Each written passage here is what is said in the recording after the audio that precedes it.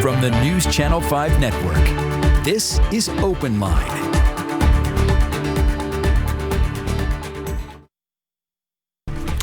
Hey everybody, Rhori Johnston in the Open Line chair tonight on this Thursday night. Thank you so much for tuning in here on News Channel 5 Plus, or maybe you are watching on the News Channel 5 app on one of your favorite streaming platforms. Either way, we appreciate you being here.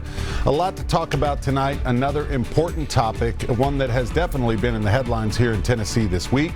And the topic tonight is prioritizing learning loss. If you are a parent out there and you have a child in school, whether it's elementary, middle, high school, you know what this pandemic has done for kids. It's not been great.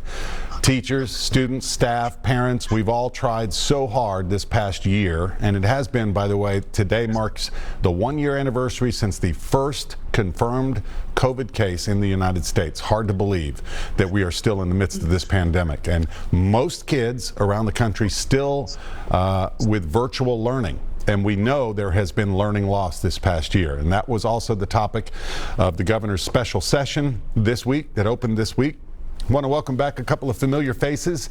Guests with us tonight, members of the group called Nashville PROPEL. Sonya Thomas is the executive director, and John Little is the outreach and engagement director. Hello, my friends. Thanks once again for being with us. Good evening, Rhori. Thank you for having me. So yeah, we were just talking before we got started here when we said hello that this has been a pretty busy week, a fast week. And Sonya, let's start with you just to kind of reintroduce the group Nashville PROPEL to our viewers. Tell us what that is. Yes, I am Sonya Thomas. I'm the executive director of Nashville PROPEL and one of the founding members. The PROPEL stands for Parents Requiring Our Public Education System to Lead, and our mission is to organize and to develop parents into powerful parent leaders. And we're igniting a movement that demands equitable education policies and practices right here in Nashville public schools. And we represent parents and grandparents from our most struggling communities who have children who are zoned or attend priority schools. So thanks for having us. Oh, you're welcome. So when you heard, John, that the governor wanted this special session to talk about learning loss, I mean, that is a good sign initially, that he wants to put this to the forefront, that he recognizes that there is a big issue among Tennessee students, right? Yes, sir. Yes, sir. Well, we knew even before the pandemic hit, students were struggling in our community. And, you know, one of our districts in Nashville, only 16 out of 100 kids were reaching grade level by the 3rd grade. So even before the pandemic, we had the North Nashville pandemic. We had the Nashville pandemic. Right. Right. And we're going to talk a little bit about that, about not only the pandemic, but like you said, prior to the pandemic, we already faced a big issue, especially with minority communities, with brown and black kids in these underserved, underprivileged communities. And now here we are almost a year into the pandemic, and we know that there is learning loss. Sonya, tell me, what is your initial reaction to what state lawmakers have proposed? So we still have a lot of questions and still really looking into the policies. There's been a lot of controversy around the learning loss policy in particular. My concern is that we need to make sure that every decision made is centered in the best interest of children, especially children who have struggled the most. That's right. A reminder, 737+, our phone lines are open. Maybe there's some concerned parents out there, teachers. We'd love to hear from you as well. And we can't say enough about our teachers out there who have worked so hard to change the entire dynamic. You know, when you train to become a teacher, you're in the classroom, you get your degree, you go to schools, you learn in the classroom, that's how you learn to teach, and now all of a sudden they're no longer in the classroom. And I've talked to some teachers who have found it so incredibly difficult, yet they have been so imaginative in ways to kind of keep the ball rolling in the right direction to keep their kids learning, right? Right, and it's been hard on everyone. It's been hard, especially on children, right? Like, they are the biggest victim of all of this, because they don't understand and they're still learning to cope. And so it's been hard on everyone. As John said, our children were already struggling, and a lot of these children have entered into the virtual setting not knowing how to read. And a lot of children are entering the school system and need the foundation of reading. And so one of the things that we're really excited about is the fact that the governor and Dr. Swin is focused on literacy, right, which is another topic or another policy that's being looked at during this session. The last time we spoke, we talked a lot about a lot of Metro school students who still just didn't have the equipment that they needed, the hardware, to be able to learn from home. Has that changed? Has that improved since we last spoke? I believe that it has improved. I would say that the biggest issue is probably the internet, the connectivity problems, and just being able to navigate, right? That's a whole different skill set to be able to navigate in a virtual setting.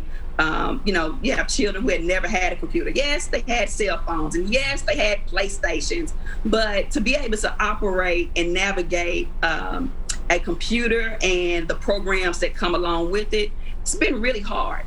Well, I know. Yeah. Yesterday, just after the inauguration, I had an interview set up with Congressman Jim Cooper via Zoom, and I couldn't get the Zoom set up on my work computer. I had to run into my boss's office and use her computer that was working at the very last minute. So I know about these technical difficulties we're all having to learn. So I can't even imagine a young kid trying to figure all this out, or maybe a parent or a grandparent who's home watching the kids trying to figure it out as well. Yeah. Man. The technology deficits are big. Just last week, I visited a church in North Nashville, Mount Carmel. The guy with the biggest heart who has a defibrillator opened his doors because so many parents were struggling, and they provided a safe place, a place where they could get food, but also a place where they could eat. But they were dealing with technology issues. So reached out to the school system, and they were delivering some more hotspots. But those are just the kids I see. So I would imagine there are hundreds and not thousands of other kids who, if the internet goes down, school is over. So when you face these kind of issues, when you learn about them, what can your group, Nashville PROPEL, do about it? What do you do? How do you advocate for these kids? I'll start off saying, but we educate them, right? We educate them on what they need to know and some of the options. So there are technology systems across the district. We engage them, and so if you're having an issue, you need to reach out to your school and let them know, like send an email, send a text message. And then we also want to empower them. We want to tell them, who else can you give this information to? And so it's almost like a reach one, teach one. Awesome. Awesome. All right. In just a moment, we're going to get into the actual special session and some of the controversy surrounding it already that we've seen, these bills.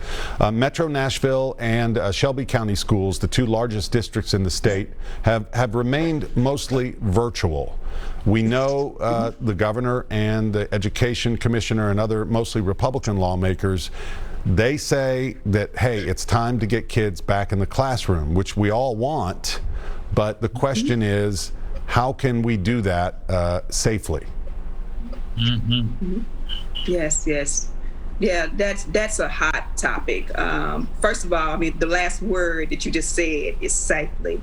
Yes. And so we need the leaders of this country and of this state to focus on safety so that schools can focus on having children to enter safely. We have some schools who have tried in person and they're going intermittently. And I just believe that, we've got to make sure that things are safe for students and teachers and support staff. And so that we can really, really take a serious look into getting children back into school buildings. But first things first, Tennessee has one of the highest COVID-19 positivity rates. And so we're talking about sending children and children and teachers into building when it's the worst time ever in this COVID catastrophe. So I think we need to keep things first and focus on safety.